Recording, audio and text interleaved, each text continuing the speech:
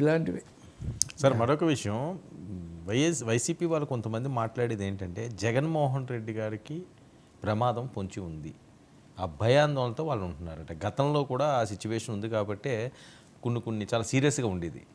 ఆయన ఎక్కడికి వెళ్ళినా ఏం చేసినా సెక్యూరిటీ చాలా హై సెక్యూరిటీతో ఆయన వెళ్ళేవారు. కానీ ఇప్పుడు ఈయన ప్రతిపక్షంలో ఉన్నారు కాబట్టి, అధికారంలో లేరు కాబట్టి సెక్యూరిటీ పరంగా కొద్దిగా తగ్గించడం కూడా ఆందోళన కలిగిస్తుంది.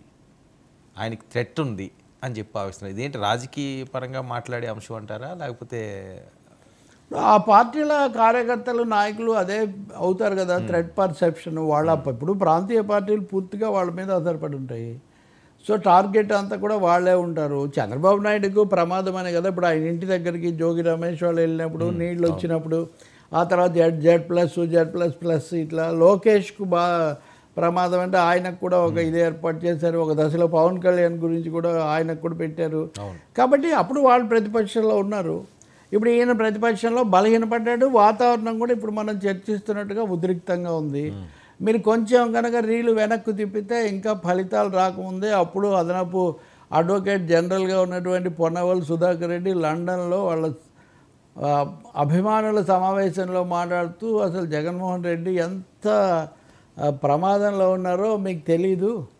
అప్పుడు ఇంకా రిజల్ట్స్ రాలేదు. ఇంకా ఐ థింక్ ఒక 10 రోజుల ముందు ఫలితాలు అంటే ఈవెన్ ఎగ్జిట్ పోల్ రాకముందు ఆయన లండన్ వెళ్ళారు. అవును, పోలింగ్ ముగియగానే బ్రేక్. అప్పుడు అన్న మాటలు ఇప్పుడు కాదు. పొన్నవాళ్ళు సుధాకర్ రెడ్డి అప్పుడే అన్నారు. మరి ఆయన ఏ ఉద్దేశంతో అన్నారు, దాని మీద రకరకాల ట్రోల్స్, మళ్ళీ అపహాస్యాలు, మీమ్స్ అన్నీ కూడా జరిగాయి. ఏదైనా ఒక పార్టీ కానీ ఒక పార్టీకి సంబంధించిన వాళ్ళు లేకపోతే వ్యక్తి కూడా, ఇప్పుడు వర్మ కూడా నాకు ఇది ఉంది అని మీరు పోలీసుల దగ్గరికి వెళ్తే పోలీసులు మీ దగ్గర కొంత రుసుము తీసుకొని మీకు భద్రతా ఏర్పాట్లు చేస్తారు ఒకవేళ వాళ్ళు కన్విన్స్ అయితే. కాబట్టి జగన్కి అది ఉందా లేదా దాన్ని తప్పకుండా రాష్ట్ర పోలీస్ శాఖ లేదా ప్రోటోకాల్ వాళ్ళు దాన్ని అంచనా వేయాలి. వేసి ఏమేమి చేయాలి అది చూసుకోవచ్చు. అది వాళ్ళు కూడా అప్పీల్ చేయాలి. అది ఊరికే మీడియాలో ప్రకటనలు చేస్తే ఒక్కోసారి పోలీస్ అధికారులు, డీజీపీ లాంటి వాళ్ళు మీడియాలో వచ్చిన వాటిని కూడా తీసుకొని స్పందిస్తుంటారు. కానీ ఇప్పుడున్న వాతావరణంలో డీజీపీ ఎవరైనా అంత పని చేయలేరు. చేస్తే మళ్ళీ ఇవతల వాళ్ళు దాడి చేస్తారు. కాబట్టి వైసీపీ భావన అదే అయితే వాళ్ళు అధికారికంగా తమ అభ్యర్థనను ప్రభుత్వానికి అందజేయటం సరైన పద్ధతి. ప్రభుత్వం స్పందించకపోతే అప్పుడు వాళ్ళు కోర్టుకు కూడా వెళ్ళొచ్చు, మాకు ఇంత ఇది ఉంది అయినా కానీ రావటం లేదని. దానికంటే ముందే మనం తెలుసుకుంది ఏంటంటే జగన్గా 900 మంది పోలీసులు పెట్టారు. ఇట్లాంటివన్నీ కొన్ని రోజులు ఫలితాలు వచ్చిన వెంటనే 3-4 రోజులు ట్రోల్ అయ్యాయి. అంతమంది ఏం లేరు, ఉన్నది ఇంతమంది అని పేరుని ఒక ప్రకటన చేశాడు. ఆ తర్వాత సెకండ్ స్టేజీలో ఇంతమంది ప్రైవేట్ ఆర్మీని ఇంతమందిని పెట్టుకున్నాడు. మరి ఈయనకు ఎందుకు ఇంత భయం, ఇవన్నీ కూడా ఎవరు ఎంత భయపడతారో ఎవరెంత నిర్భయంగా ఉంటారు అనేది వాళ్ళ వ్యక్తిత్వాలు, లేదా వాళ్ళ ఆలోచనలు, పరిస్థితులు, నేపథ్యాలు, సమాచారాలు. మీకున్న సమాచారం అదే ఉండొచ్చు. కానీ నేను చెప్పగలిగింది ఒకటే, చట్టబద్ధంగా రాజ్యాంగబద్ధంగా వైఎస్ఆర్ పార్టీ కనుక ఆ విధంగా భావిస్తే వాళ్ళ లెజిస్లేచర్ పార్టీ కానీ అసలు పొలిటికల్ పార్టీగా కానీ వాళ్ళు ప్రభుత్వానికి ఒక డీజీపీకి ఒక మెమరాండం ఇవ్వచ్చు. ఇదిగో ఫలానా కారణాల వల్ల మేము ఇలా ఆయనకు ప్రమాదం ఉంది అనుకుంటున్నాం, మీరు భద్రత పెంచగలరని. అప్పుడు ఏం సమాధానం ఇస్తారు, ఏం జరుగుతుంది. రెండవది ఎలాగో ఢిల్లీకి లేఖలు రాసే అలవాటు ఉంది కాబట్టి గతంలో జగన్ ప్రభుత్వం ఇవ్వకపోయినా వీళ్ళు కేంద్రానికి రాసి తెప్పించుకున్నారు. ఆ విషయంలో హోంశాఖ సహాయం కూడా తీసుకోవచ్చు. అది మెరుగైన పద్ధతి.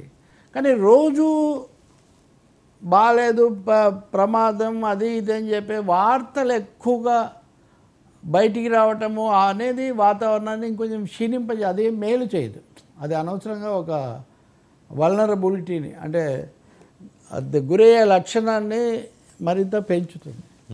Let them directly put the case before the government police.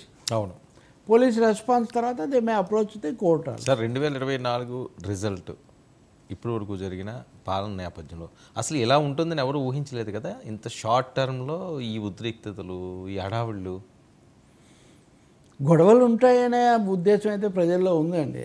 మరి ఇంత స్థాయిలో వీళ్ళు ఇచ్చిన మెసేజ్లు అలా ఉన్నాయి కదండి. ఎట్టి పరిస్థితుల్లో ఎటువంటి కక్షలు వద్దు, ప్రతీకారాలు వద్దు, అవి ఇప్పుడు చేస్తున్నారు కదా. గదైతే ఖండిస్తున్నా కదా అంటాడు కదా. అవును, గాయంలో హోంమంత్రి కోట శ్రీనివాసరావు ఆయనే అనుకుంటా. ఆ ఎదురుగా ఏమో తనికెళ్ళ భరణి ఇంటర్వ్యూ చేయడానికి వస్తే. సో అందరూ ఖండిస్తున్నారు కదా, అందరూ శాంతంగా ఉండాలి, ఇలాంటి ఘటనలు మంచిది కాదు అని వాళ్ళు చెప్తూనే ఉంటారు. కానీ రాజకీయంగా వ్యవస్థాగతంగా కూడా వాళ్ళ జాగ్రత్తలు తీసుకోవాలి, వాళ్ళ క్యాడర్లను కూడా అలా చెప్పాలి.